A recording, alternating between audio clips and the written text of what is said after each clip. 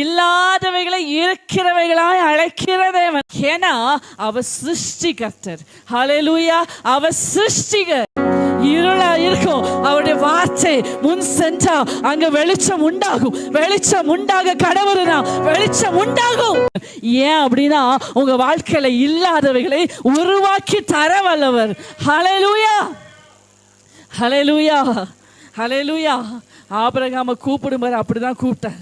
Abraham அப்படிதான் பார்க்கணும். ஒரு பிள்ளை இல்லைனாலும் ஆபிரகாம் எப்படிதான் பார்க்கணும்? தன்னை அநேக ஜாதிகளுக்கு தகப்பனா பார்க்கணும். உன் போட் இப்ப வெறுமையா இருக்கலாம், ஆனா ஒரு நாள் வரும், ஹல்லேலூயா, அது ஓகனுக்கு ஆச்சரியமா இருக்கும். கேரி தாற்று நீரே வச்சினாலும், ஹல்லேலூயா, தேசமே பஞ்சத்துல வாடினாலும், எலியாவே உன்னை போஷிக்கும்படியாய் காகங்களுக்கு கட்டளையிடுகிற கர்த்தர் உண்டு. தேசம் பஞ்சமா இருக்குங்கிறத நீ பார்க்காத. ஆமே.